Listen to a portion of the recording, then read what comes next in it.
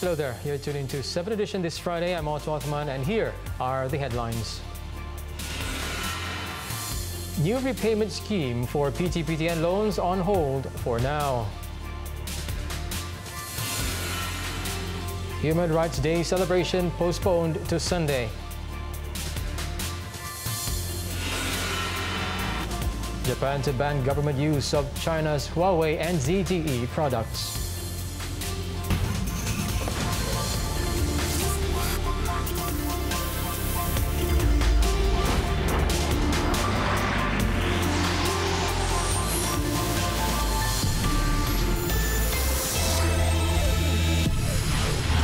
Beginning tonight's bulletin with this story. The new repayment scheme for National Higher Education Fund Corporation PTPTN borrowers has been put on hold for now.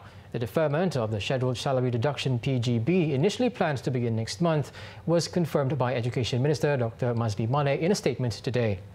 He said this repayment scheme will be suspended until his ministry receives the collective input and feedback from all stakeholders. He also announced the move on his social media pages, which saw a number of netizens commenting on his posts, stating that it was a wise move. But some also questioned that the stakeholders should have been consulted first before any decisions were made.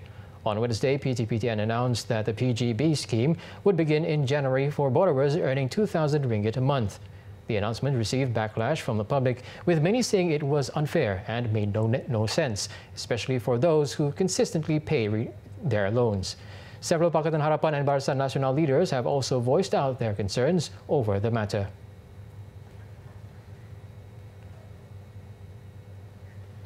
The Human Rights Day celebration, which is slated to take place tomorrow, has been postponed to Sunday. Organizer Human Rights Commission of Suhakam said the decision was made following advice from police due to some security risks. We are going to have the celebration of the Human Rights Day on Sunday, day after tomorrow, at the same time, at the same place, with more or less the same kind of program. Probably PM may not be able to come because it's short notice and all, but nevertheless we will invite them. And we will invite even other people also. Maybe we will invite more parliamentarians. Suhakam's Human Rights Day event was planned to be held at Padang Timur in Petaling Jaya from 9 a.m. to 3 p.m. Tan Sri Razali said Suhakam was disappointed that the new government, which is committed to human rights, would seem to be influenced by tactics of pressure and extremism. That has resulted in the need to postpone the celebration that was planned a few months ago. Tomorrow, the anti-ISED rally will take place at Dataran Merdeka from 2 p.m. onwards, and the organizers expect about 500,000 people to attend. The rally, which was turned into a celebration following the government's decision not to ratify the ISED, is feared may spark racial tension.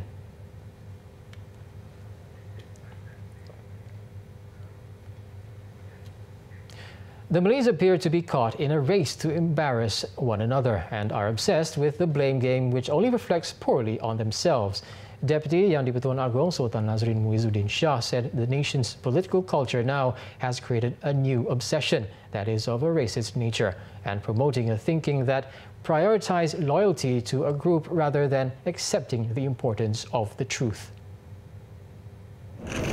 In his speech at the appointment of members of the Malacca Islamic Council, MAIM, and the Malacca Council of Sharia Court Judges and Registrars in Banda Hile, Malacca today, Sultan Nazrin said Islam has built a Malay race that is disciplined, trustworthy, honest, noble and sincere.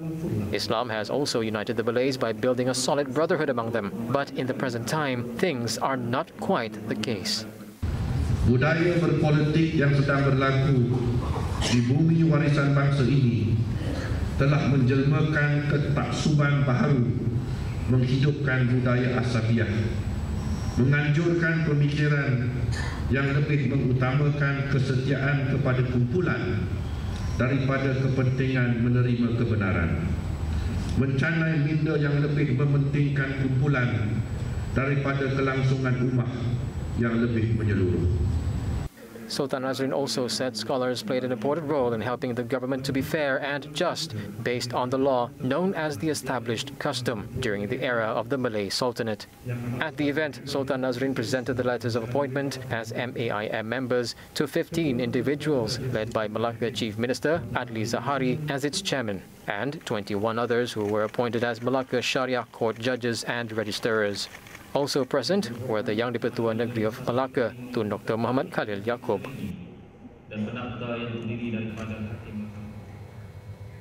The Johor State Government will be stating its stand on the position of Pulau Kukup in Pontian as a national park during the winding up at the State Legislative Assembly sitting on Sunday. Menteri Besar Dato' Osman Sapian said he would also be using the session to answer all questions raised by assemblymen in their debate speeches. Dato' Osman stated that all questions raised by the assemblymen will be answered on that day, adding that everything is under control. The Menteri Besar was commenting on the status of Pulau Kukup, which has become a hot subject among the people after the Gazette on the cancellation of Pulau Kukup as a national park was disseminated via social media 3 days ago. Pulau Kukup has an area of 647 hectares and is surrounded by 800 hectares of mudflats. It is the second largest mangrove island in the world and is one of the 5 Ramsar sites in Malaysia. More than 142,000 unregistered domestic products, which are deemed poisonous and worth 3.4 million ringgit, have been seized by the Health Ministry since early this year. According to Health Director General Dr. Nur Hisham Abdullah, the statistics indicated that the Ministry's commitment in combating poisonous unregistered cosmetic products, which pose as a threat to the health of Malaysians. In a statement issued today, Dr. Nur Hisham also advised members of the public to be cautious when purchasing cosmetic products and to not be swayed by advertisements. When commenting on local media reports on the selling of poisonous cosmetic products, which is still at large, Dr. Nur Hisham also encouraged the public to lodge complaints on dubious cosmetic products. He stressed that all cosmetic products need to be registered under the Health Ministry, and if the products are found to contain illegal substances, their registration will be null and void.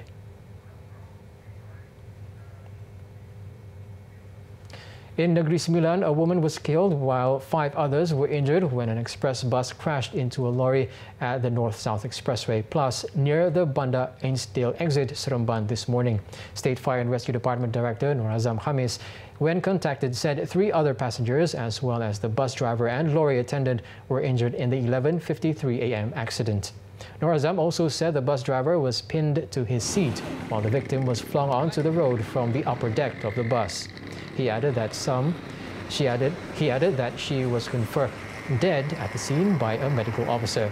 It was understood that 15 passengers were traveling in the express bus from Singapore to Genting Highlands when the accident occurred. The rest of the passengers, including the lorry driver, escaped unhurt. A team of 17 personnel from the Seremban 2 and Sendawang Fire and Rescue stations were rushed to the scene soon after they were alerted of the accident. The body of the victim and all those injured were taken to the Tuanku Jaffa Hospital.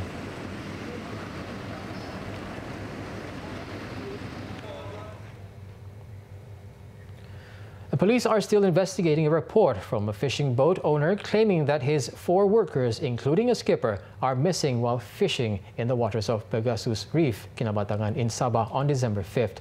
State Police Commissioner Dato' Omar Mahmah said it was still uncertain whether the missing individuals were kidnapped or have run away. Speaking to reporters after attending the monthly meeting of the Sabah Police Contingent Headquarters in Kota Kinabalu, he said the report stated that the boat engine was still running when it was found, but there were no one on board. Tidak tahu, jadi saya tidak berani menyatakan bahawa orang ini telah diculik sehingga kita ada satu pengesahan yang konklusif. Ya? Memang ada dibuat oleh oleh pemilik syarikat bot tersebut. Ya, menyatakan dia punya 4 pekerja bot dia telah hilang daripada bot. Dato' Omar also said 2 of the 4 fishermen were foreigners, while the others were locals. Police have yet to receive any call from any party seeking ransom over the missing fishermen. Concerning developments on the trawler boat's skipper, he said investigation was still underway to determine if the attackers came from the direction of land or from Philippine waters. On December 5th, a trawler boat's skipper, Didi Savyadi, in his 40s, who was heading to Papua New Guinea from Bintulu, Sarawak, was hit on his left thigh after he was shot by 4 armed men in a robbery attempt at 6:30 p.m. in the waters of Pegasus Reef. A priest from a temple in Semenyih has been remanded for 7 days beginning today over a case involving his 10-year-old son's death 2 days ago. Magistrate Fazilatul Isma Ahmad Rengah issued the remand order at the Kajang Magistrates Court this morning. Police are investigating the case under Section 302 of the Penal Code for murder. The 43-year-old suspect was detained by the police yesterday and tested positive for methamphetamine. On Wednesday, the 10-year-old boy was rushed to the Serdang Hospital Emergency Department by his family in an unconscious state.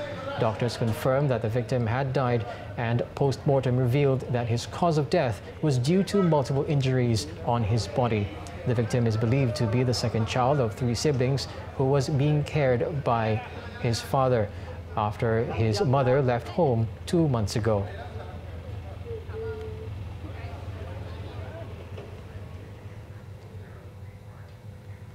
Four men have been remanded for 4 days over alleged involvement in an attack on firefighter Muhammad Adib Muhammad Qasim during a fracas at the Sri Mahamariamman Temple in Subang Jaya last week. Shala Magistrate Muhammad Nur Hafizuddin Yusof issued the order to assist police investigation into the attempted murder case. Muhammad Adib was seriously injured in the accident and reported to be still in a critical but stable condition at the National Heart Institute. The riots, which took place on November 26th and 27th following disagreements over the relocation of the temple to a new site, had resulted in several people being injured as well as vehicle and property damage. The temple committee had earlier claimed that Muhammad Adib was injured after being hit by a fire engine. Bukit Aman CID is still looking for 38 others to assist with their probe.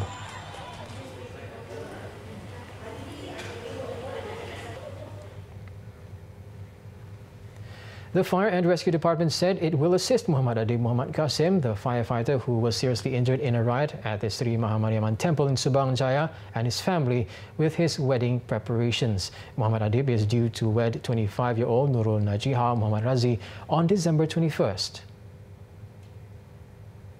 The department's Director General, Datuk Muhammad Hamdan Wahid, said Muhammad Adib, who is still undergoing treatment at the National Heart Institute, has been showing positive development. This was particularly after the doctors replaced the life support system he was initially on with the extracorporeal membrane oxygenation machine, which helped to stabilize his lung functions on Sunday. Tetapi dalam masa ini, selepas dia melalui mesin ECMO tu, ECMO ataupun extracorporeal membrane oxygenation, selepas mesin ECMO ni, pemulihannya begitu menakjubkan lah.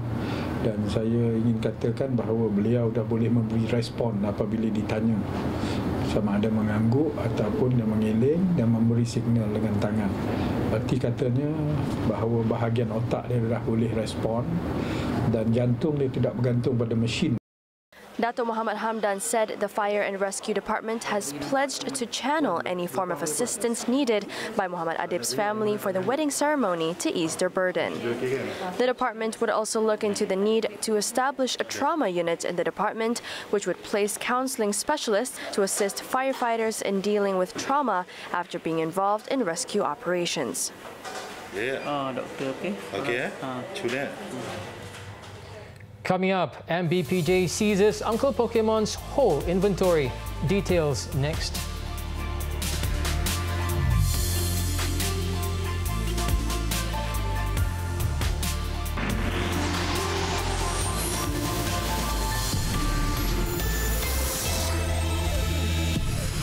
Thanks for staying with us on 7 Edition. The highly anticipated hyper reality experience using cutting-edge technology, Star Wars Secrets of the Empire, was unveiled today at The Void, the newly immersive experience center at Skytropolis Funland Inn Resorts World Genting, spanning nearly 7,000 square feet, is the first and biggest in Asia. Visitors, especially fans of the Star Wars universe, will be taken on a breathtaking journey, fighting stormtroopers and even come face to face with the Sith Lord himself, Darth Vader. Over 200 guests were invited for the grand opening of the new attraction at Genting Highlands, Pahang, which involved 10 million ringgit initial investment to bring the full sensory virtual reality experience to the public. The Void and ILMX lab combines real-time effects and amazing technology, which puts you physically inside the action. Guests will be free and untethered on an attractive stage that invokes all their senses by mixing reality and imagination.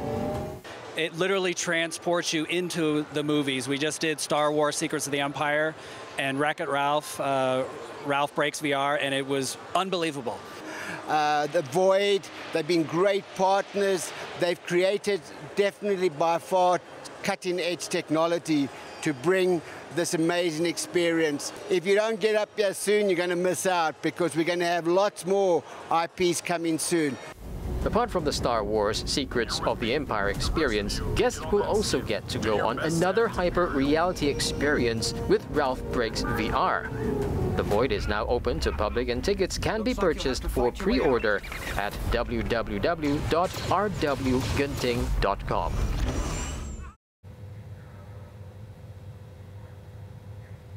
Finance Minister Lim Guan Eng today said the previous government failed to reimburse 19.47 billion ringgit in goods and services tax GST refund to over 121,000 companies and individuals. In a statement, Finance Minister Lim Guan Eng said under the GST Act, monies collected must be deposited into the GST Trust Fund to enable reimbursements. Unfortunately, the BN-led government channeled the entire amount into the Consolidated Fund account instead, contravening the GST Act. He also said an audit on the GST refund claims were confirmed by the Royal Malaysia Customs Department and approved for payment end of July this year. However, there was a shortfall of 19.2 billion ringgit as there was only 148.6 million left in the GST Trust Fund, which was insufficient to repay the arrears.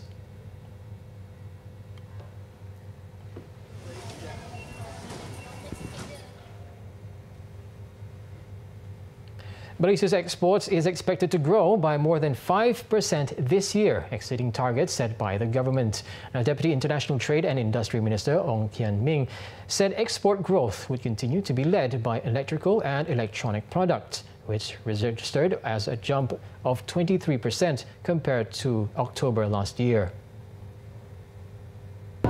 We are monitoring the situation very closely because we do not, there may be some unanticipated consequences from the US-China trade war. But I'm cautiously optimistic that we can reach the 5% export growth target for 2018 and perhaps even exceed it by a little bit. Commenting on the ringgit, Ong said the weakening of the local currency is good for exporters, but put a pressure on importers, especially on intermediate materials for manufacturing. He was met after officiating Panasonic's 50 years establishment in Malaysia. The company also announced 300 million ringgit investments for the next 3 years for its 4 factories, which will utilize more automation, robotics, and smart manufacturing. The Japanese E&E giant also opened its new R&D center, warehouse and logistic hub in Shah Alam.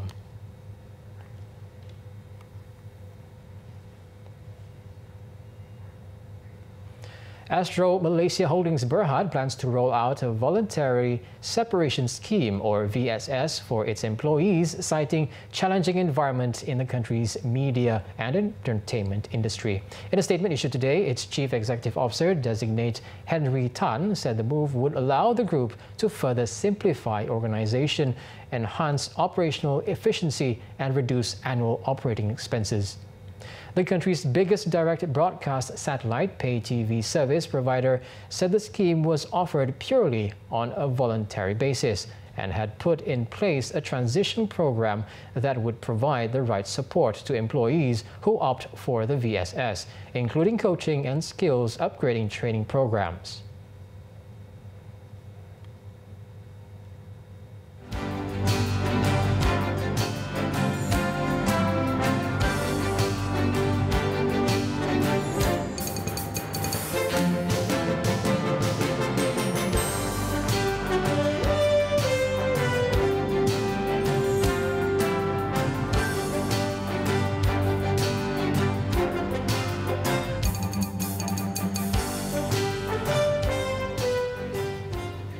Now let's hop on to our daily segment Clickbait, where we take a look at what's trending and making rounds in the cyber world today. For the past few years, Uncle David, also known as Uncle Pokemon, and his collection of soft toys for sale have been a familiar sight at Damansara Uptown, Petaling Jaya. Come rain or shine, the 66-year-old is often found at his usual spot in front of the HSBC Bank branch there. Despite having sold his merchandise at the same spot for several years, he was recently dealt with a huge blow when officials from the Petaling Jaya City Council, MBPJ, confiscated all of his stock yesterday morning. In several Facebook posts, Uncle David revealed that MBPJ enforcement officers seized a total of 150 items, including 107 soft toys and 43 luggage tags, worth 771 ringgit. The seizure meant that Uncle David is now left with an empty inventory and unable to replace his losses. As such, he is currently trying to raise funds to replenish his stock. In another post, Uncle David pleaded with the public to help him raise 750 ringgit to purchase a new batch of merchandise. Meanwhile, the incident has caught the attention of Banda Utama Adun Jamalia Jamaluddin, who said that her office will get in touch with Uncle David to see how they can assist him. If you'd like to contribute some money to Uncle David, you can donate using the bank account information as shown on your screen. He can also be contacted via his phone number at 016-2622-1701. Now, updated as of 7 p.m., here are the top trending topics and searches on the internet today.